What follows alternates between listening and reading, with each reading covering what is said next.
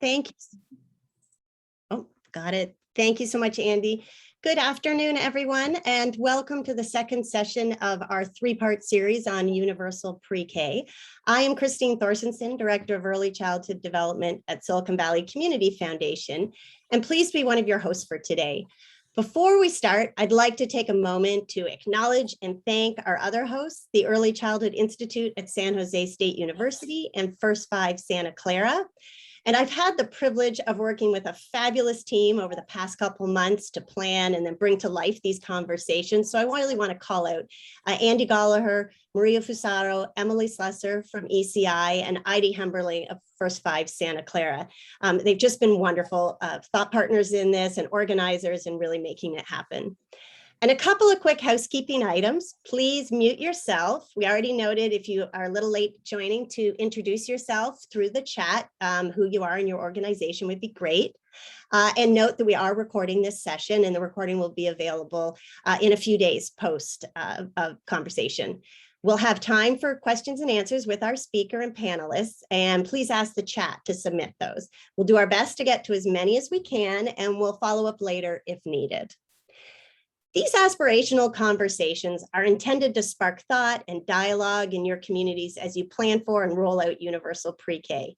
In our first session, we were challenged with the question, what are you doing or plan to do to make UPK and TK a warm, loving experience free of anti-Black racism that is culturally affirming for all students, families, and educators?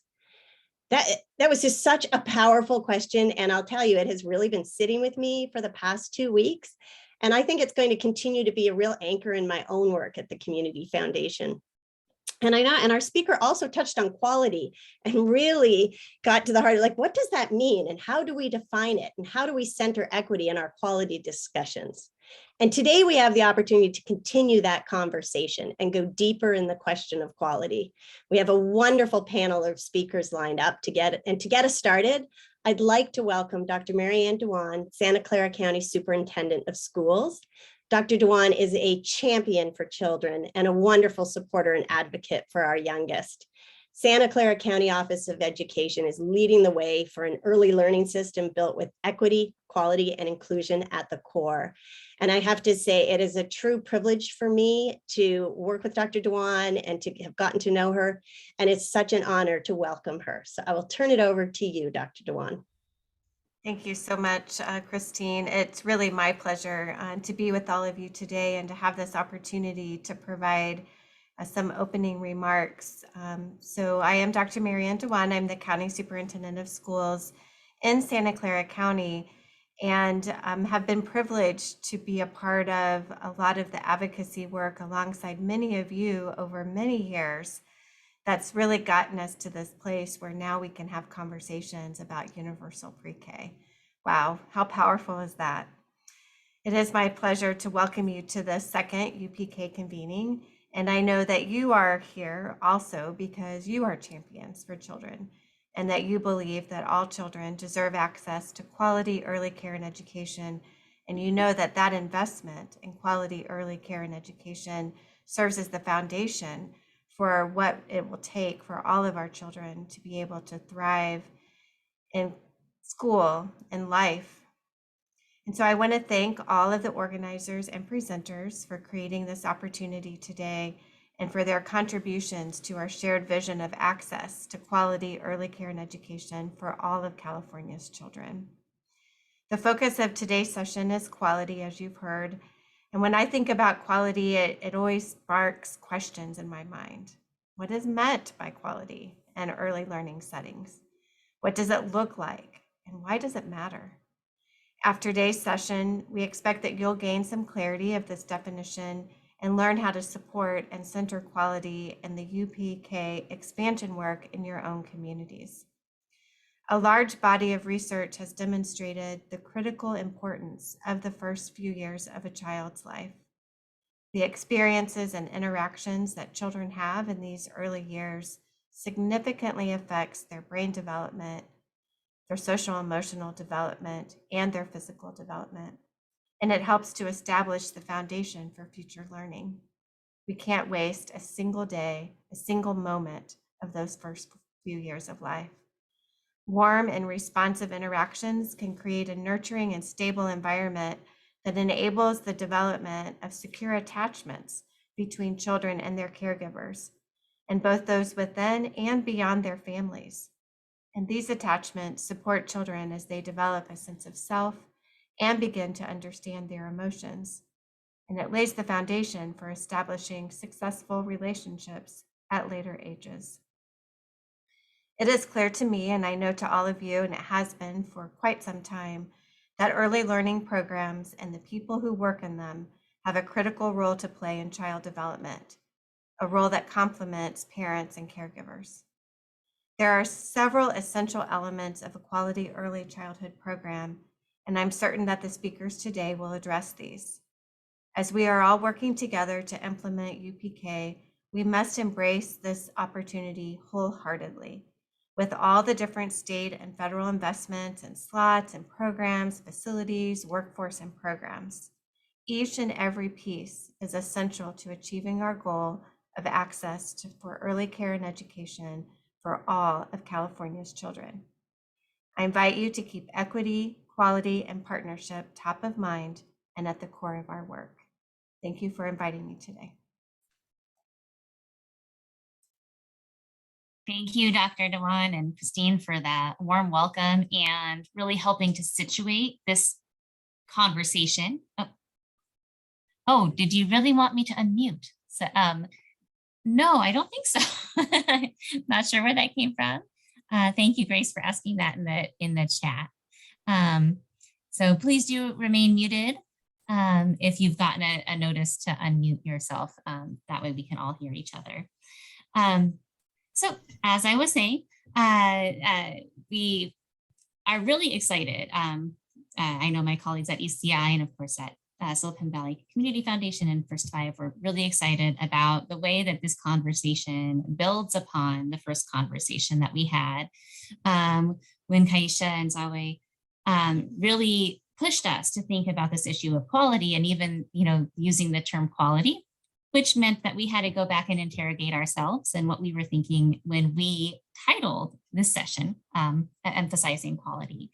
And so we've been grappling with this and grappling with the way that quality is sometimes used or the conceptualization of quality can sometimes further lead to entrenched bias in our systems, and how we want to instead consider how we can remove that bias or confront that bias, especially as we're moving forward with expanding pre-kindergarten options across the state.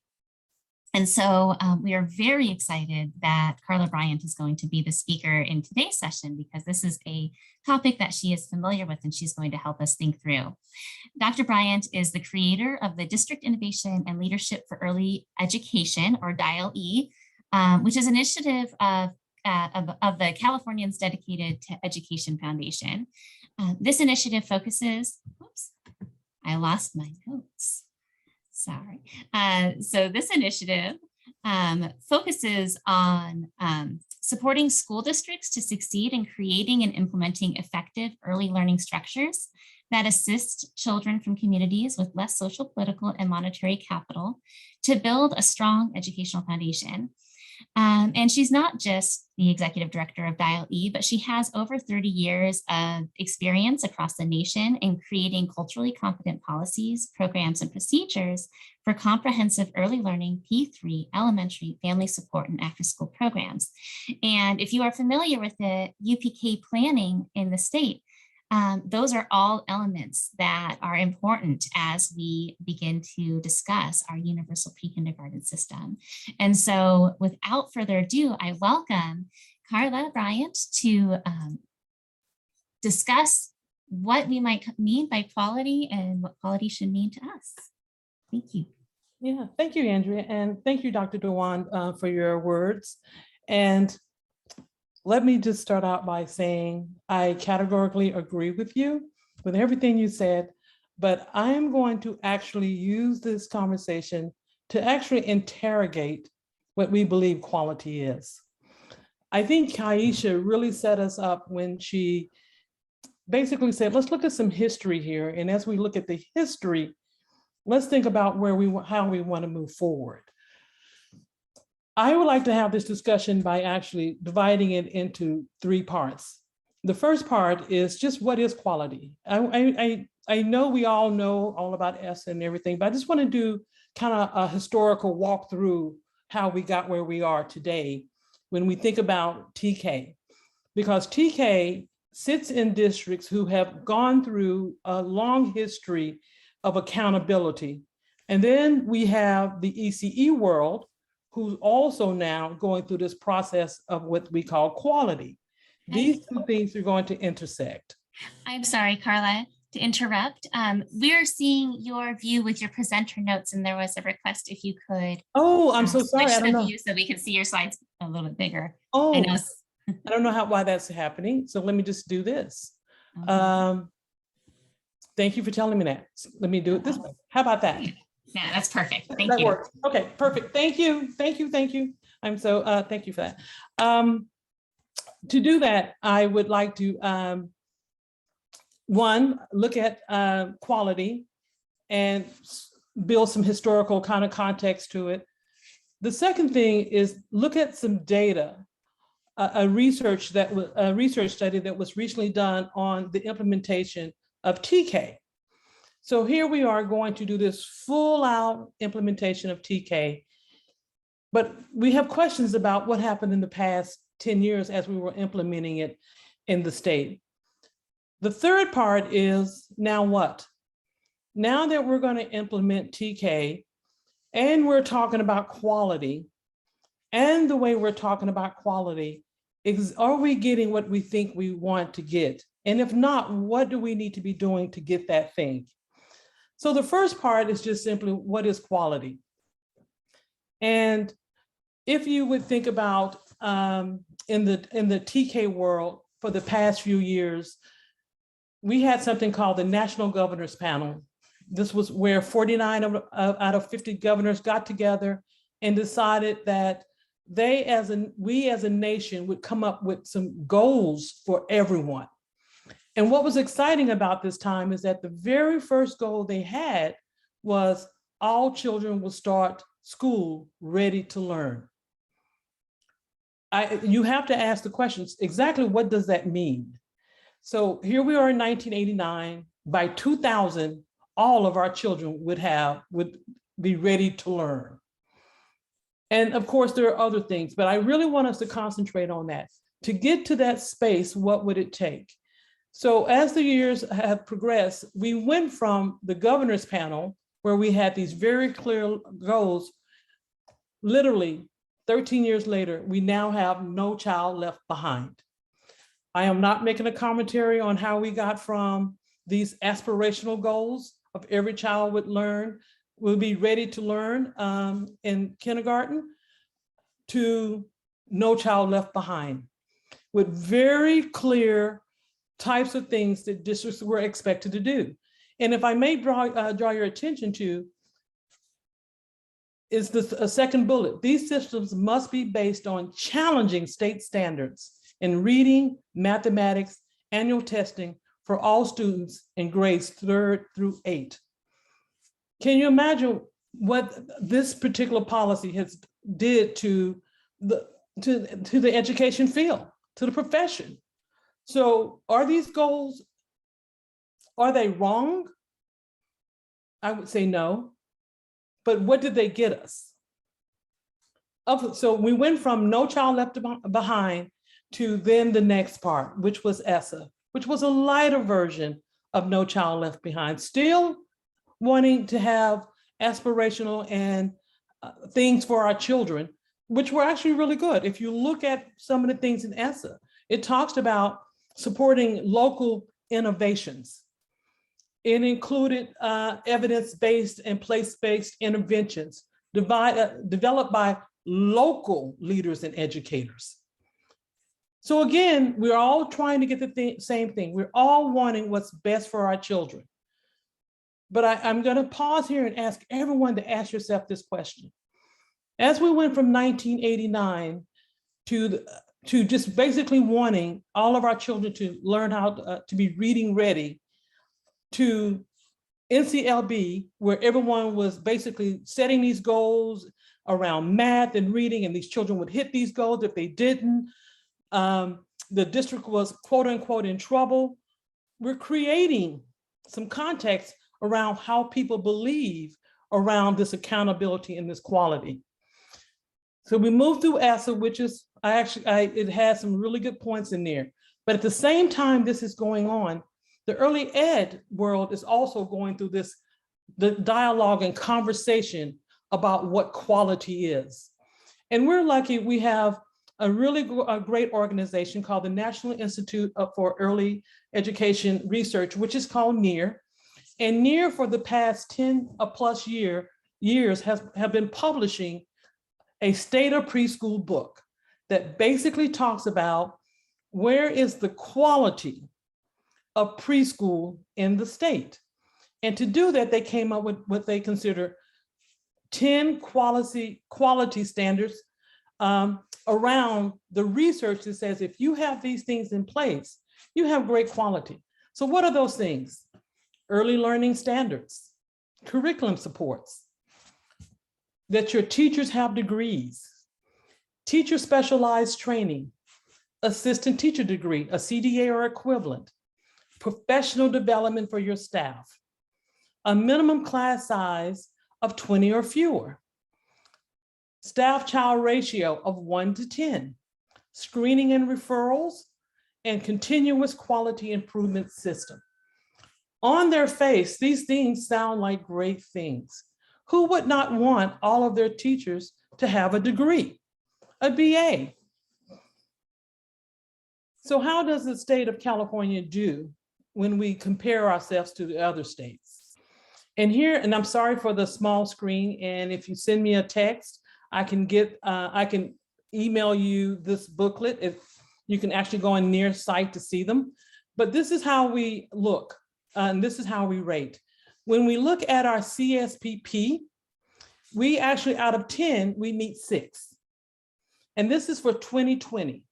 When you look at our TK, we meet 3 of the standards. So just think about that. In our current TKs, and I think the score will go up quickly because we have new legislation that basically talks about the ratio being 1 to 12, which is closer to the 1 to 10. And if you think about in the past few years with the implementation of TK, we did not have these ratios. So the rating will go up. And again, am I saying that these are bad standards? Is this a great set of quality? I'm saying, yes, on their face, they look great. And they are things that we all should strive for. Along the way, of course, these quality rating systems evolved. I'm not going to talk about the quality rating systems being bad or good. I think Kaisha leaned into that and she questioned if the current quality rating system that we currently implement actually get us where we want to go. And I will take this time to just pull out one aspect of it. One of the items that they look at in the quality rating system are the interactions. Dr. Dewan talked about the warm interactions. The interactions are one of the things that they look at. I will say, if we thought about this, if I have a particular idea of what warm looks like, would it be culturally competent in all situations? Warm seems to be, on the surface, very easy to measure, right? Why would there be any controversy about warm? I don't know. I will say that there are individuals who will tell you that what one person thinks is warm, another person will not, and therefore their ratings go down if they're not aligned. Quality. So that's just a quick history on how we are where we are. We now are talking about the universality of TK. TK increasing, having more of the younger children in our K-12 setting. those settings where they are also working through their accountability system that actually some people would argue is quality, and the ECE system in their understanding of what quality is. My question to the group is, are we positioned in such a place where this conversation can move to this deeper level of really understanding what does it mean when we have quality in our settings? What does it look like? Does it look the same when you look at districts that are smaller versus a district that is very large? It doesn't really matter because quality is the same no matter what. Quality. The second part is, so what has happened? We need some context. We have been implementing TK since 2011, really, but I have data for 2012 to 2021. Recently, DAL-EE was able to partner with the UC Berkeley, the Children's Forum with Dr. Bruce Fuller on a report on just what did happen in those 10 years? What does the data tell us? Let me apologize ahead of time. This report is not available yet, but it will be available in the next week or two. And again, if you're interested in getting it, you can just send an email and I will forward it to you, or you can go to our website and just simply make the request. So what did we learn? The first part. This is just a quick graph of the 1,000 districts that we have in California. And the 1,000 is 1,000 and it's a little bit more than 1,000. We're divided into 4 quartiles. Just simply 25% here, 25%, 25%, and 25%. The 25% is based on the size of the district. The size of the district. So the smallest 25% up to the largest 25%. The figures that you're looking at demonstrate, if you look at the blue line, these are the smallest districts in California, 241. This is the total amount of TK students they had between them. So if you would look at the blue line from 2013 through 2020, the smallest districts had 4 or less between them, 4 or less TK students. So I want you to think about what that would look like, 4 or less. And this is their total amount. The orange is just the next 25%. The gray is the next 25%. And then the kind of light yellowish orange at the top are your largest 25% districts. The gap between how many children are in these districts is amazing. Now, I'm sorry, this is the total number of children they have. This next graph actually shows how many children the average one had. So on the blue line, of the districts, the smallest districts, the smallest 240 districts had 0 to no TKers. And actually the number is 4 or less, because they had some years where some of them had 4 and some had 1. But on average, this is how many TKers they had. The second number, again, this is by year. So what does this say to us about the implementation and the quality conversation? Does it say that that we have to do some blending of pre-K and TK together? What does it say? And what does it say when it comes to developing a workforce plan and getting everyone those degrees? By ethnicity, and this is just the numbers, How many African Americans did we have in TK? And that's the dark orange during this time period. And of course, the percentage of African Americans in the state of California is low, though we have a lot. We're just dispersed. So how did that look in the counties? And I'm going to pause and I'm going to ask that you just kind of look at this graph. And what we've done here is just basically take the counties. We took some random counties and we looked at how they are represented by ethnicity. And this is the percentage of 4-year-olds enrolled in TK by ethnicity in the counties.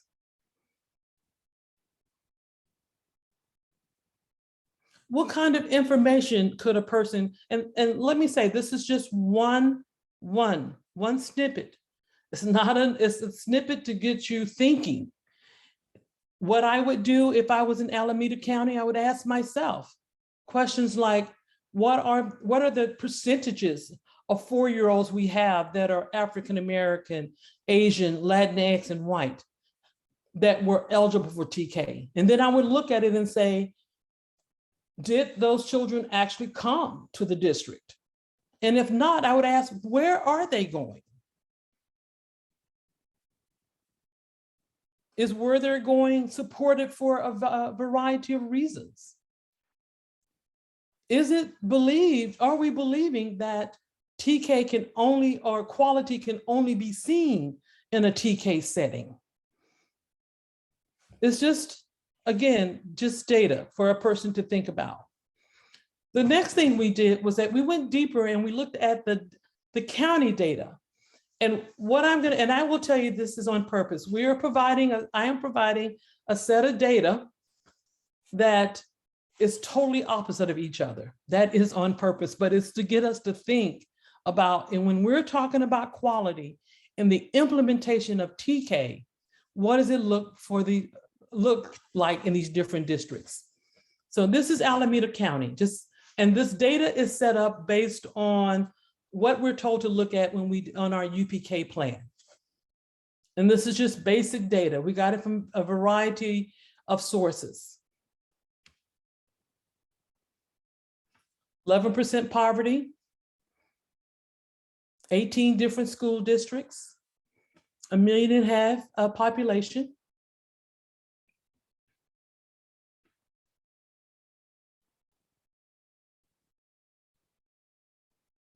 And this is for the entire county, their K enrollment, their TK enrollment. And the 18.4% just tells you what percentage of TK is of K, because the way we report it in California is that we put them together. What this percentage, if they were fully actualized in TK, it would be 25%.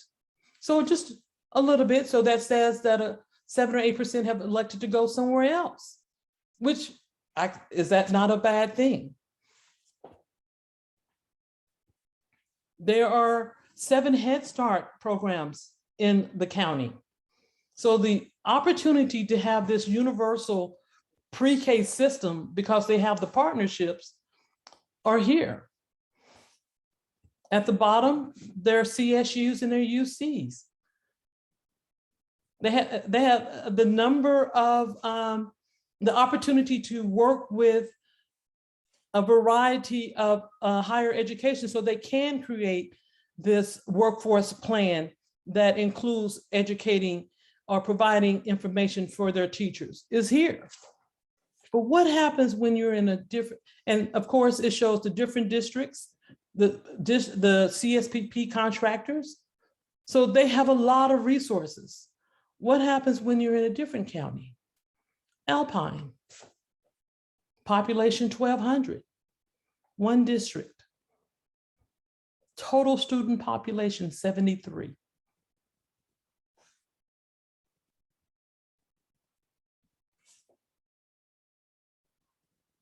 Kindergarten enrollment.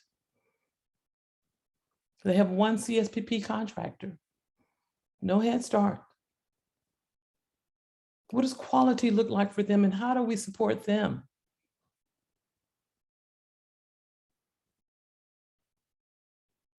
What would it take if they had this one, if they had one TKer in their classroom?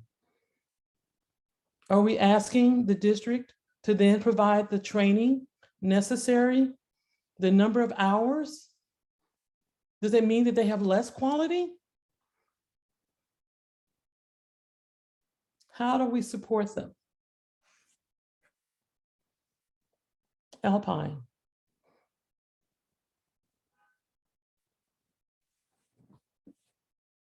So the third part, so where do we go from here? And so I would like to propose a thought. One, what quality means to everyone is different, even though we have some very clear standards set up. Is it possible to have an amazing teacher who does not have a degree? I will tell you that I got in trouble for saying that. Someone said to me, "Are you saying, Carla, that you don't believe in degrees?" No, I'm not saying that. I absolutely believe that everyone should be able to have access to a degree. But I also know there's some amazing teachers that are in classrooms right now serving the very children that we're moving to TK. I'm just asking, can we lean into this and have a discussion about what is best for our children in our community based on the context of our community? And Elliot Regenstein has recently published a book called Education Restated. And I am just going to pose that maybe what he has to offer is a way that we can start to go deeper into our conversation. And let me say this, going deeper into a conversation is not always comfortable, but we have to push past our discomfort and actually be willing to have the discussions with individuals who may not agree with us. It does not mean that we all want this, we don't want the same thing. It just simply means that we have to be willing to just be in that discomfort for a minute. So what does Elliot propose in his book, Education Restated? He starts out by saying, okay, we have to, before we can actually do the work around quality, we have to first acknowledge something. There is a trust versus distrust issue going on. And this comes straight from his book. Even though the best designed external accountability comes at a cost and trust, it's important to acknowledge the cost. We have to acknowledge that we struggle with believing what some people believe is the science. And if I just may take a moment, my question to everyone is, did we not learn a lesson from this most interesting 2 years of COVID? When we went through, and I'm not taking a position, but I'm asking us to just think about this. For some people, it was very obvious. The science told us that we should be vaccinated. The science told us. Who would argue with the science? Who would argue with the research? Don't we have research that tells us that this is the right thing to do? But think about this. I'm from a little town in Oklahoma, and I was just amazed to learn that people who I adored, loved, smart people, one of them decided not to be vaccinated and died. And on his deathbed, he was okay with that. Distrust. We have to acknowledge that because we say so does not make it so. We have to build this trust. So I'm going to lean into something Keisha said in her presentation. She really talked about, in a kind of a big way, but she really leaned into the respect of the community. I will tell you the narrative around universality of TK is you have to really sit and listen to how we're talking about it. We talk about it as though the community, the people who have been doing the work for generations are not good enough. That when we put them into TK, we're like saving them. I would say we need to change that narrative to we need to build capacity. Elliot says that all of us are constantly trying to iterate and do our jobs better. And to do that, we should be constantly looking at how do I do what I'm doing better? So if in the community, we know that we have some strengths, and those strengths is that there are families who feel more comfortable with keeping their children with individuals that may closely align to what they believe in. Does that mean that they cannot one day feel just as comfortable in a district setting? No, it just simply says at this particular time, this makes more sense to me. So if that makes more sense to our families, where we should be leaning into building quality is building the capacity of our community. Let me be clear here. I am the executive director, founder for the Center for District Innovation and Leadership in Early Education. It does not mean that I do not believe that that part of the district's innovation is the work that they do with the community. But that means that we have to lean into their strength. We have to help build their capacity by starting with what they bring to the table that the families want. And actually, maybe they would help us understand how best to have those relationships. The second part of this that Elliot offers as a way to lean into quality is that we have to move away from accountability. So let's kind of reflect back on No Child Left Behind. If I asked all of you in the chat to put down just 2 or 3 words, how did that work for us? How did NCLB work for us? When we and we had great idea about the standards, that we want every child to read, that we want every child to be able to compute simple things, and we want them to gain skills as they go along. A great thing, but that accountability actually eroded our trust. And that's what we're dealing with today. So how do we move from accountability? How do we move from this concept of you have to earn the money by demonstrating that you provide a warm and trusting relationship that is decided by me. So I decide if it's warm and trusting. I decide that you meet all these standards. Then once I make the decision, I make the decision about how your funding is aligned to that. So we have created this distrust. So how do we move from this accountability?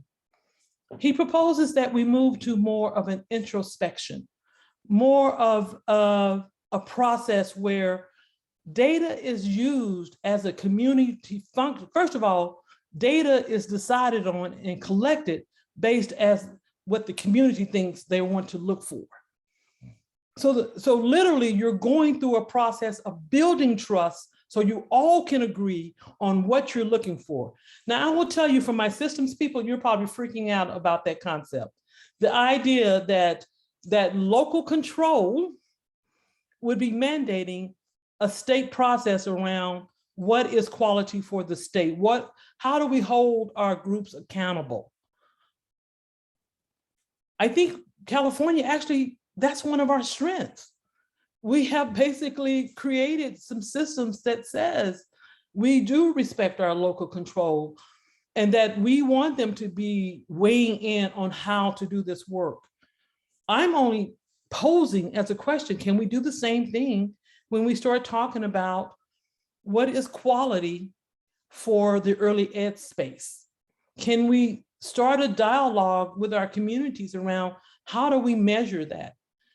And measure in such a way that that information is not used to beat up anyone. It's used for them to actually inspect, interrogate, dig deeper, and then decide on their next set of moves. In this introspection process, it assumes a local process. And I'm going to end with this. And it's just, again, I'm posing this as a thought as we look at quality, as we look at how do we go deeper into actually actualizing our children and our families in such a way that when we all walk away, we know that was quality because it worked for our families. So here's my thought.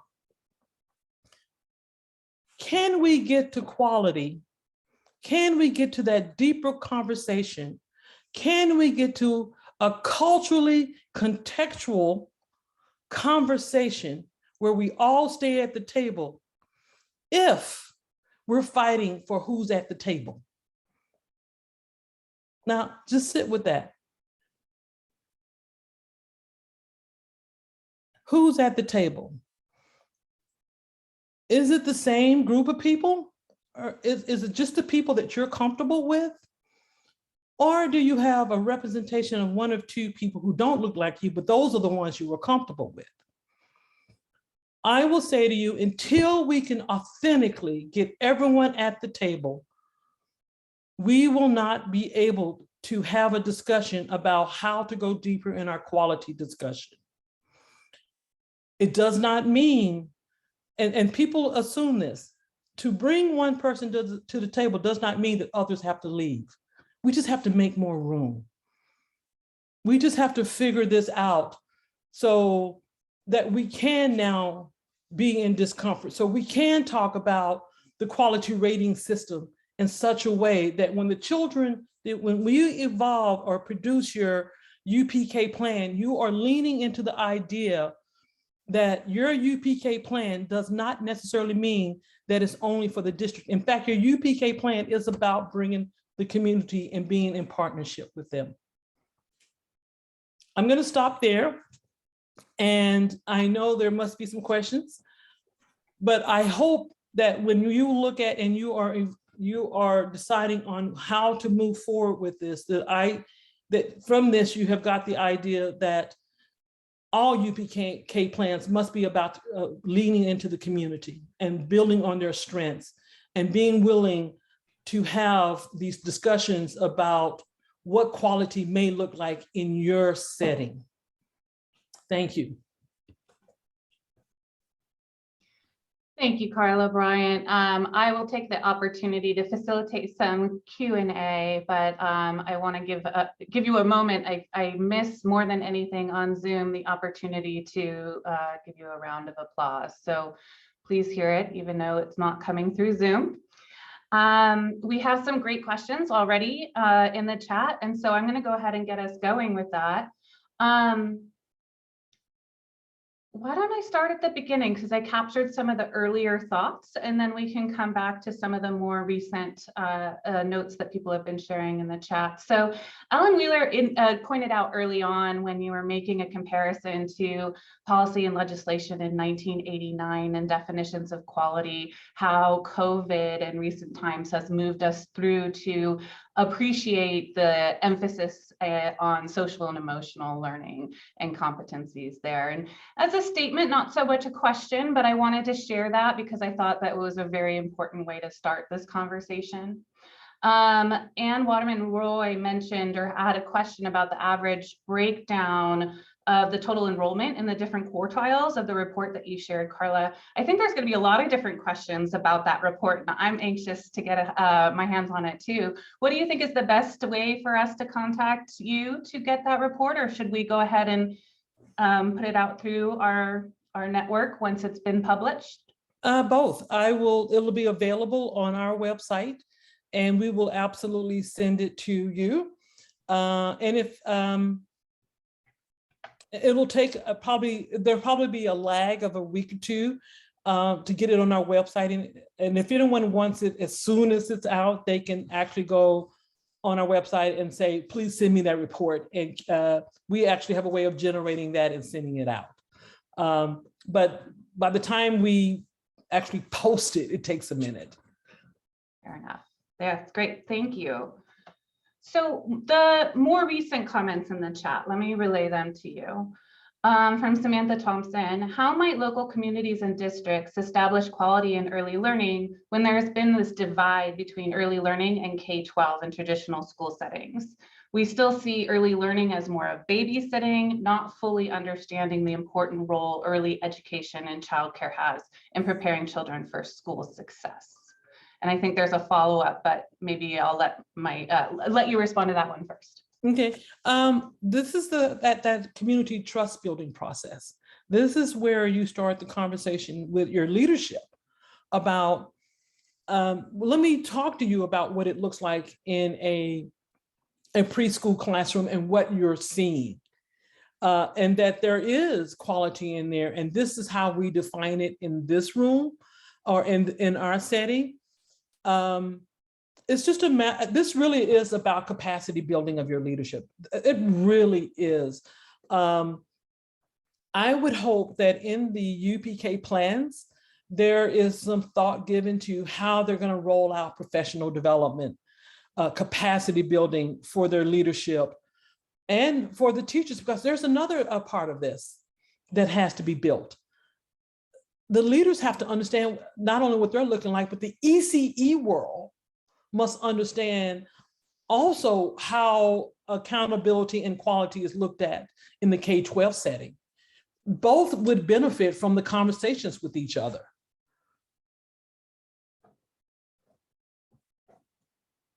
Actually, I think that segues nicely into this next question from our colleague Maria Fisaro. So here, transitioning to thinking about, well, I think it is the shared perspective or getting to know the other perspective that carries this theme through. So while early childhood QRIS systems, those are quality rating systems, need to be looked at for important biases, at least the assessment itself is directed to the school or the classroom rather than the outcomes, the child level test scores, for example. Yes. So the early childhood approach to looking at quality asks the questions about the school and classroom. Is the school and classroom serving the children well? Based on what we currently know about quality, could cultural affirmation and family perspectives be layered onto that approach? And or do quality assessments need to be completely transformed? The latter. The latter. I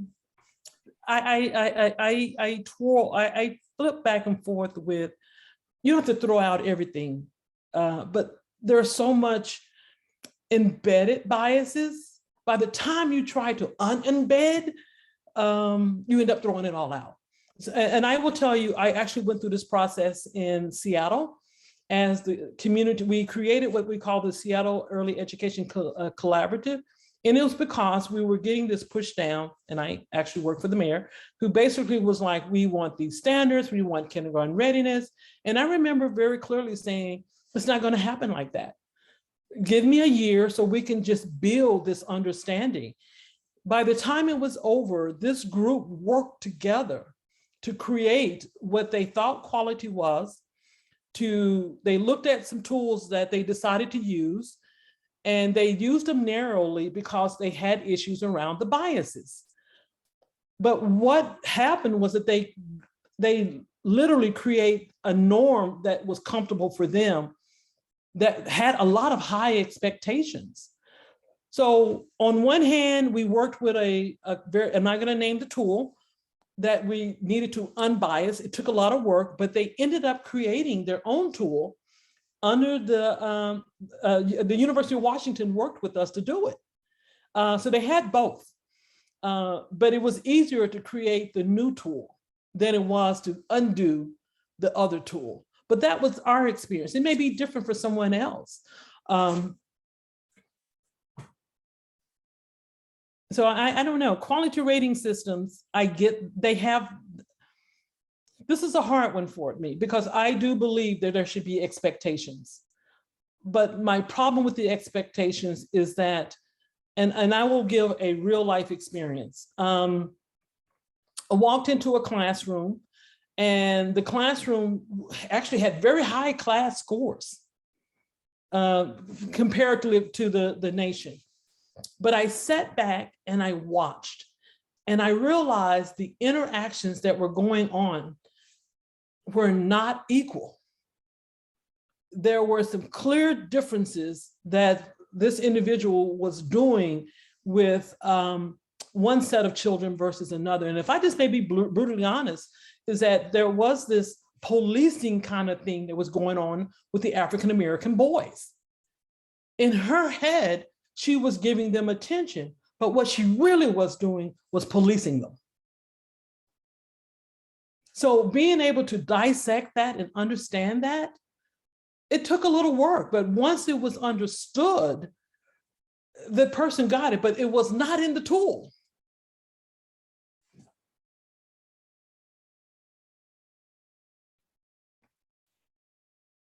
Thank you, Carla. That's really helpful. I'll go ahead and read the comment. I was just about to comment, but Samantha goes on to say it's a really good point, of course, Carla. Community leaders want to see immediate results instead of strategically phasing in approaches while continuously evaluating the effectiveness of the system. The immediate results piece. Can you speak to that, Carla? And then maybe another comment or two on the building of trust and making sure that everybody's at the table. The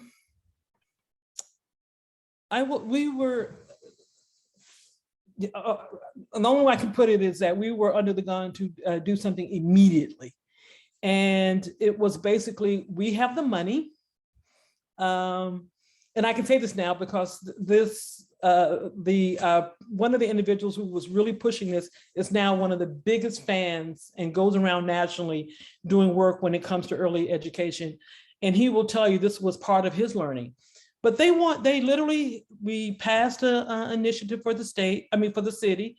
They had all this money and they wanted kindergarten readiness today. And half the field was, we will not measure for that. We don't believe in doing that. We don't do cut scores. It was really hard because the powers that be were, we are going to do this. And the community was that, no, we're not. And so it was basically like, if you want this to work right, we have to have time. We have to have time to build the trust. And if you do that first, I promise you that it will keep giving years and years later. And I'm happy to say that even after I left, this group continued to meet to do joint, and the group was the school district, Head Starts, private and state funded groups. And it continued to meet for years, even after the new regime came in and didn't really buy into it. They just met on their own. Years later, I actually received a call that basically said, oh my goodness, we didn't cultivate that group and we should have, because now something has gotten real difficult and we need them. But they had not taken time to keep to really lean into it. And I will tell you, in that 1 year, and I'm going to share this real quick, what we did was that because of this whole assessment issue, and it was messy, it was hard, we went and got something called cultural brokers. Dr. Geneva Gay out of the University of Washington talks about a community broker is the person that the community says speak for them, not who you are comfortable with. And we got 3 of them from the University of Washington. They were all professors. One specialized in multilingual, one specialized in African-American study, and one is a very famous individual, Gail Joseph, who has EdU. We intentionally got a very diverse group that would be able to speak not only to the community, but they were respected in the research world. They were our brokers, and they took us through 1 year of a facilitated group work around, one, what is our beliefs around assessment and why did we have those beliefs? And what came out of it was, quite honestly, the group of color were like, the way data is used is to beat us up. And we don't trust you're going to use this data right. And we're quite honestly, we're tired of you telling us that we're bad parents and our kids are not that bright. So doing that process, we were able to bring that out and talk about, one, how we were going to use the data, and that no data would come out without them seeing it first. And the trust came because that's what we did. We used the data to change the practice of the adults and not to demean the community and the children. It seems like a tiny change, but it meant a lot. And we kept our word on it.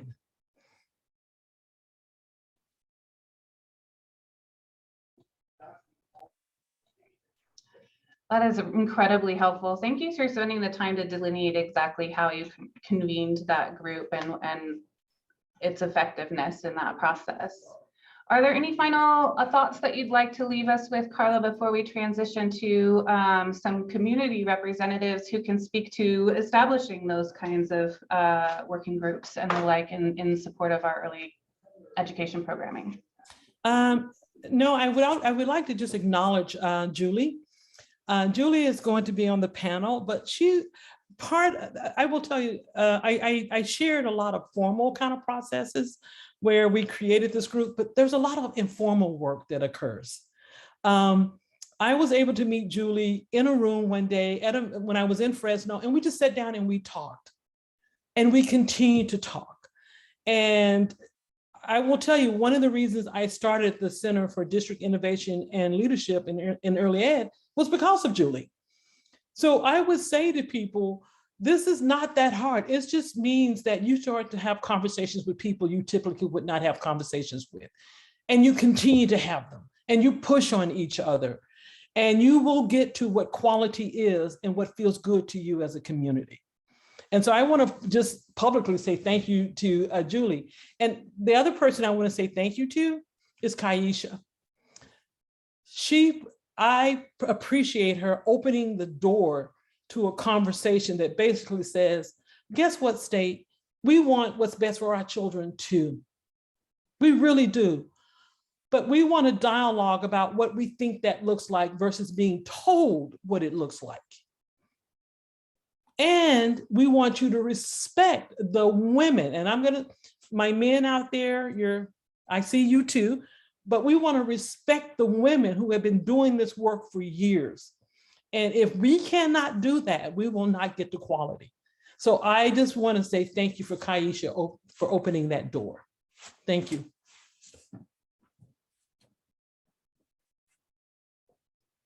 Thank you, Carla, and I appreciate that very much. You can hear the applause, I hope, through Zoom. And I also appreciate the callback to Kaisha's presentation with us 2 weeks back. I think that both of these two talks have resonated with me in many ways that carry through from one session to the next. So I really appreciate that.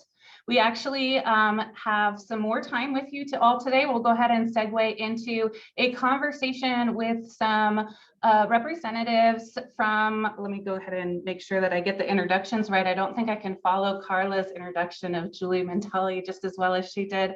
But we have Julie Mentali with us, the Executive Director of the Early Learning for Sacramento County Office of Education. And Amy Wooliver, she's spotlighted with us right now, Superintendent of La Honda Pescadero Unified School District. Thank you so much for joining us today. I would love for you to introduce yourselves just one more time and tell us a little bit more about the early learning programs in your county and district. And I'll remind our audience to just go ahead and throw any questions that you might have into the chat, and we'll have more of an open forum, Q&A. Yeah, all right, very good. I'll hand it over, to Julie first. Thank you, Emily. And thank you, Carla. I'll send the check in the mail. Carla's been a great partner, everybody, for several years now, and it's great to reconnect with her. One of the things that I think we've talked about today and through the chat and some of the questions really has to do about two systems that are grappling with how do we figure out how we do this together. And there's a key group when you think about school districts and how they operate. There's a key group that I would say to put out there for us to really consider. So in my short time with you, I wanted to talk a little bit about the site leaders, the principals and vice principals who are on the campuses. They set the tone. They're the ones who I would really sort of submit to you are, along with our educators, our teachers in the classrooms, in our pre-Ks, in our TKs, in our kinders, and all the way up. This group can really make or break us. And I think one of the things that what Carla is kind of referring to is she and I were talking about a principals learning, early learning academy that I ran in Fresno Unified. And just a little bit about Fresno is that it's the 4th largest district in the state. It is 90% aberrant poverty. And there's amazing things that can happen in that place. And we had, or I'm sure they still do, have 80 preschools, about 80 TKs, 275 kindergarten teachers. We've got a mass of just phenomenal people to work with and really figure out how to do this connecting of systems and running a true continuum. So how do you get to quality, however you define it, right? And I would submit that I absolutely agree and so much enjoyed Kaisha's talk last week and Carla reminding us that quality is not always defined the same way. So how do you do that with a set of principals who very likely never had any early education experience? Many come from at least intermediate grade levels, if not secondary. Very few, when I sort of pulled them sort of informally, very few would say had any kind of even kindergarten experience, much less preschool. I think I came across 2 in years of doing it that had been Head Start teachers. And so it's a group of people who really, painting with broad strokes, but a group of people who really do want to learn.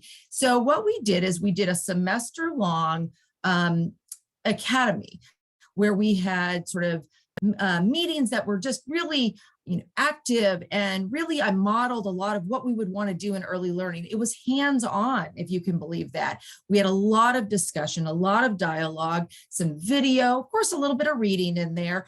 And then they had certain little assignments that they had to do. Go in your classrooms and do a couple ways of teaching, right? Do what you normally think of as, I should go in and I should see a small group direct instruction lesson. And then I had them go back and do a very child-centered, facilitated type of teaching, guided sort of lesson, not really even a lesson, really. How do you actually teach in a very developmentally informed way in that natural, play-based, engaging, fun, high vocabulary, songs and chants and, wonderful things happening.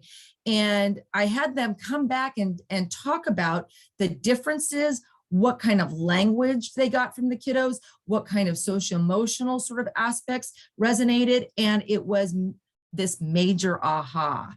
And just to listen to them, they had their own discovery learning happening, So I would say to you that it may not be possible to run an actual academy like that, but it's very possible to infuse this. We need to get better at infusing it with our coaches, our school supervisors, because they need to learn.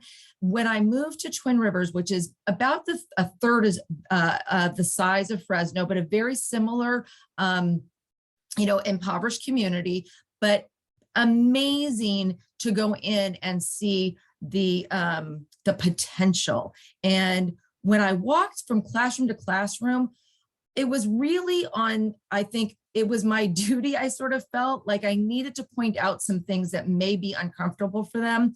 And I'll tell you, one of the main things was, and this is something that Carla and I talked about years ago, is when you walked into a classroom, whether it be a early learning classroom, a 3rd grade classroom, what have you, who was sitting at the back of the carpet, who couldn't, sit still, who couldn't follow the rules when we were thinking in this sort of rigid way that schools, even young children's, rooms can be run.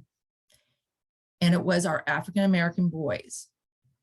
And we talked about, we can't get to the disproportionality problem and suspensions and discipline until we start taking a hard look at what's happening with our babies, with our littles. And so having really frank, sometimes uncomfortable conversations with them really important. So there's a lot we can do with our principals. And I'll just end with saying that now that I'm at the Sacramento County Office of Education, I'm doing a lot of work with our School of Education. We run an admin credential program, and I'm doing workshops on early learning to connect some of those dots. And it's about two things. How do we deepen their knowledge of child development? And how do we teach them to develop their skills around supporting and supervising early learning classrooms? So I'll go ahead and stop there, Emily. Thank you. Thank you. And hopefully not stopping entirely, but I will prompt Amy Williver once more to introduce yourself and a little bit about the background that you have working with the early learning programs in your county. Great, thank you. I'm pretty humbled to be here with such experts in pre-K. I'm merely a superintendent, but I did teach kindergarten, so I have some background with early learning. I am Superintendent of La Honda Pescadero. It is a tiny little school district, kind of right between Half Moon Bay and Santa Cruz on the coast. We are, even though you think of San Mateo County as a suburban county, very wealthy, we are rural, and we are deeply rural. Our students are spread out over about 175 square miles. We have 3 tiny schools, 300 students in total. Our biggest population right now is our preschool population. We just have this baby boom. We've been waiting for them to come through our schools, and they're starting to hit. So we have 40 preschoolers right now, which is amazing considering that we have 275 other students. So that's a good thing. I started as superintendent. I've been in the district my entire career. I've been 12 years as a superintendent. And early on, when I took over as superintendent, I participated in a process of identifying our key focus areas. And one of our main areas we focused on was 0 to 3 and 3 to 5. Because we knew that even though our students were experiencing almost universal access to preschool because we're so small, we have no licensed care child care providers in our district, and there's no access for our children to go outside of our district for childcare because of our distance from other city centers, so to speak. So we really looked at we need to build out our 0 to 5 if we want our students to be successful as they go through our system. I'm fortunate to be I was a principal for a long time, but superintendent of a preschool through 12th grade system. So we have this nice vertical alignment that we're able to achieve. So our strategy was to partner with a community-based organization in our district, Puente de la Costa Sur. They are a small kind of resource center for just the South Coast community. We are part of San Mateo County, but we're also very separate from San Mateo County just because of the distance. I mean, it takes us 45 minutes to an hour just to get to our county office. So we're much more like a rural district in another more northern county. So we set some goals and we looked at our 0 to 5 program. We started with family engagement, because we needed our families to feel comfortable coming to our schools and also to entrusting us with their young children. And in that family engagement process, we learned that we weren't doing it the way we needed to do it. We were creating 2 preschools, like a morning afternoon program, and we thought that was, our system thought that was the best way to do it because we could include more students. We could double up the number of students that we could see in a day. But what we learned from parents listening is that it was multiple transitions for them to be able to get their kids to school or to a babysitter before school, because our parents are mainly ag workers. They start at 7 and late. And they were having all these multiple transitions that we really weren't aware of, 10, 12 years ago. And so we developed a full day program at both of our 2 elementary sites, and we lengthened the day. And we were able to do that through a program, I don't know if you've heard of the Big Lift through San Mateo County. And so we were able to get funding to be able to lengthen our preschool day, lengthen our preschool year, so that our students, our parents not only had a quality preschool program for their kids, but also one that worked for their families. And so I think that's been our most successful strategy, is really just listening to our families. Additionally, Puente started an 18-month to 36-month program. We started early lit activities, and then we've really been kind of rolling with that since about 2015, 2016. So that's me, my district. So. Thank you for that. And I'll just remind the audience, we have the opportunity to share your questions in the chat. I would love to ask a follow-up question for Amy, and then hopefully Julie, you can add on. But as you were describing your district and the continuity between pre-K all the way through to the 12th grade, can you speak a little bit to your definition of quality across all of that span, and how does it change or evolve over the course of that developmental period? Has it been a topic of discussion among your faculty and staff? Yeah, I think that, having preschools on our campuses involved in our professional development, connected to our kinder programs, our first grade programs, has been a way for us to leverage a really small system. Like I have 2 preschool teachers, and to give them a broader cohort to work with. Both of our preschool teachers worked as instructional assistants in our preschool and first grade program, so they are connected to the teachers that are in those programs. Still, we don't have a lot of turnover, so they're still there. So we feel like we grow our own. Both of our preschool teachers went through our system, our school system, graduated as 12th graders, went to school, got their credentials to be able to come back and teach. The other thing that we've done in terms of quality is we're able to tap into our multiple credentialed instructors and bring them into our preschool program to be able to, for example, we have in our Pescadero program where we have probably about 79% of our students are English learners or dual language learners. We have a very highly qualified instructor, teacher who comes in for a portion of the day and just does language development, not reading, but just language development. And that has had such a huge impact on the development of language as students matriculate through to our kindergarten classroom. So some of those, just really having that system work for us rather than ignoring the fact that we are a unified system. So, that sounds awesome, Amy, and we are definitely of like minds. And I think it doesn't matter whether you take it from, a very tiny system to an incredibly large system. I think at the core of it, those are the same kind of concepts. Kind of going back to this impact of our site leaders, our principals, when they understand that at all levels, we're talking about building a community of learners within a classroom. And then that's really taking all of us into consideration. It's not just the children and the teacher, but it's the family piece of it. It's the paraprofessionals, it's the principal, it's all of us as a community.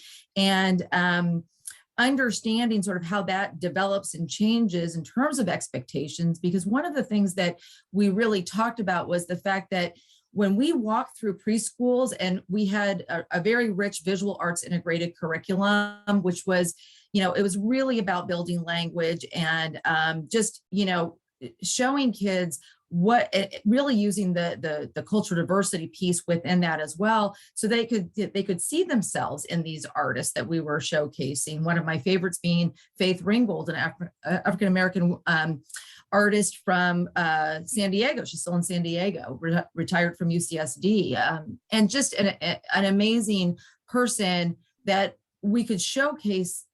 Who could you be?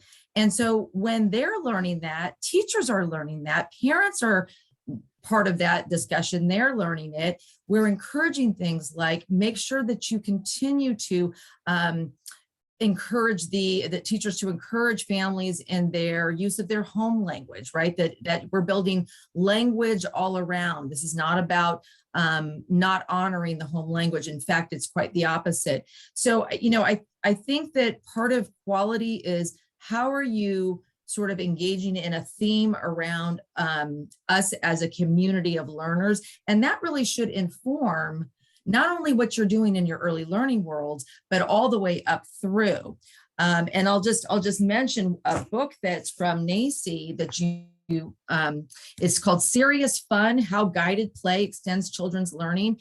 And it really shows how you can have amazing instruction going on in this very play-based, fun, lively way. And why should we change that when kids get to kinder?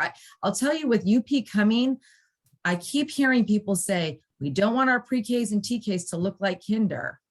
Well, I want to take that a little bit further and say, I don't want our kinders looking like kinder, right? I want us to look at what learning should be and have early learning strategies and that wonderment of learning roll up through rather than push down. So lots to chat about in terms of what we should be seeing as quality and how that actually impacts what can be happening as those kiddos grow up and get into their next classrooms.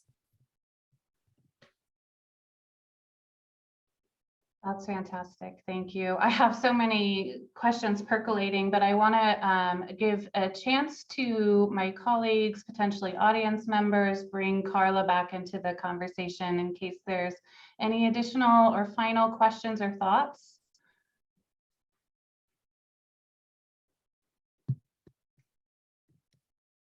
I have to be honest, I was listening to Amy and I know Julie, I'm like, I want to know Amy.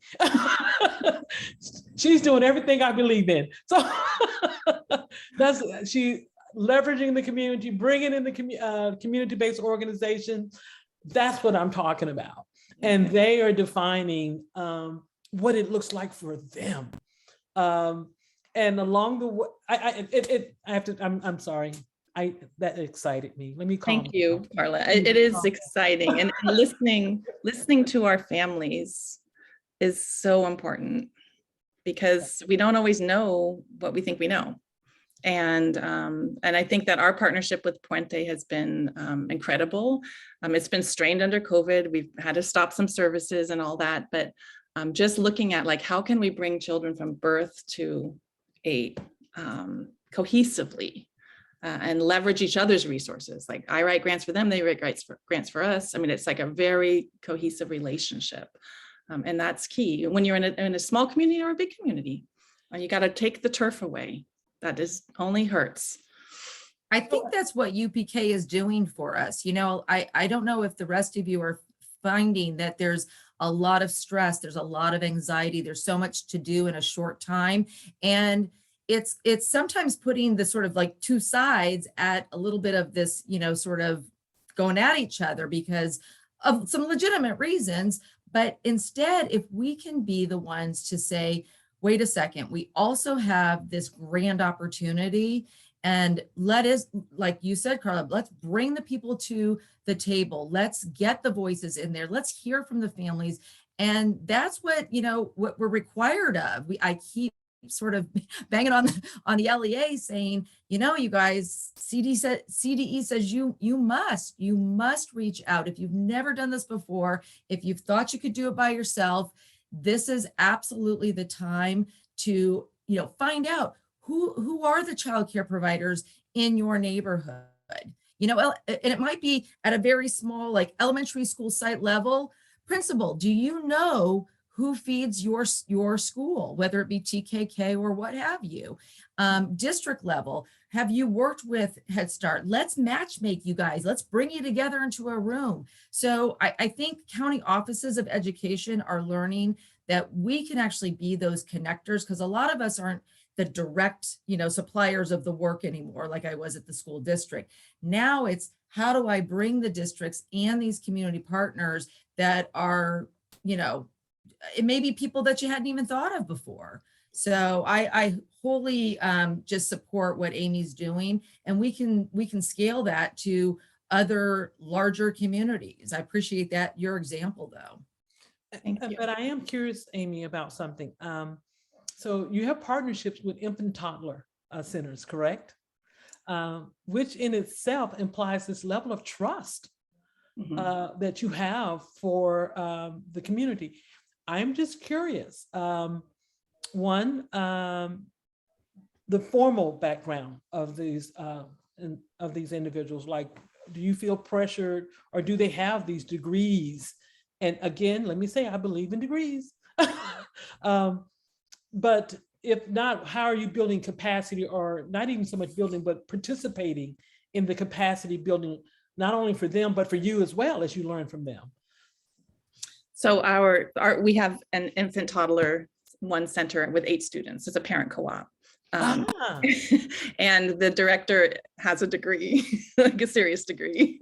But yeah, there's a lot of trust there, and they're on our campus too. Like they're in our Puente's in our buildings, and so we can have little field trips where the little guys come over to our preschool, which we think is our little guys. And so there is a lot of trust there, and it's a way that families can get, because it's a parent co-op, families can get involved early, and it's no cost. And so it's good for all of our working families, which are all of our families. So yeah, there is a lot of trust there. We don't question each other. We meet on a quarterly basis, but we also meet informally all the time. But we have a structure, like a quarterly structural meeting that is Puente, us, our child care providers, and our families. And that's where we have a lot of feedback. We listen. I report like what we're doing. Parents tell me that it's not so great or it is great. And we just, grow together.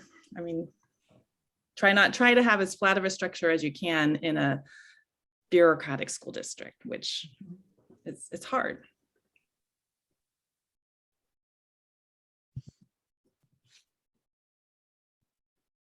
Was muted, but I was saying thank you again for joining us today. I want to hand it over to Christine Thorstensen from the Silicon Valley Community Foundation to do some final thoughts for us and wrap us up. And I'll also draw your attention to the chat. There's a couple, I know there's some linked resources, and we'll try to follow up with the group about those as well to make sure that they're in everybody's hands, and then also a link to an evaluation form. Thanks so much. Thank you, Emily. Wow, again, what a powerful conversation. And I'm humbled to be able to be here and even thank the three of you presenters. I had the incredible privilege to meet Carla a number of years ago and heard her speak, and just I still can hear those original words that many years later because it was so powerful. And Julie was my first teacher in leadership and the importance of leadership for early learning, and set me on my pathway here. And then Amy has been an incredible partner, and the work they've done in La Honda Pescadero is one of our big lift partners. And we love to take any moment and any chance we can to celebrate just the absolute joy it is to work with our folks in La Honda Pescadero and the incredible connection they have to their community. So I had a few words that I grabbed out of the session, and I love when Julie said that we can be the connectors. And I think about every one of us on this call, some of whom are community-based, some are in a district, some are at a county office or an elected official. We can all be that communicator role or connector role. And that is just so key, because this new rollout is not going to work if we're not connected and talking. So we need those connectors. And when Amy talked about listening and, knowing that we don't know what we don't know, we have to listen and learn from our families, and how that just lays the foundation for the trust. Such an important part of things. And then when Carla mentioned, I love that she talked about that we've got to be okay with discomfort, because last session I had said, Keisha told us we had to interrogate our resistance. So between interrogating my resistance and being okay with discomfort, my coworkers are probably going to be very challenged going forward.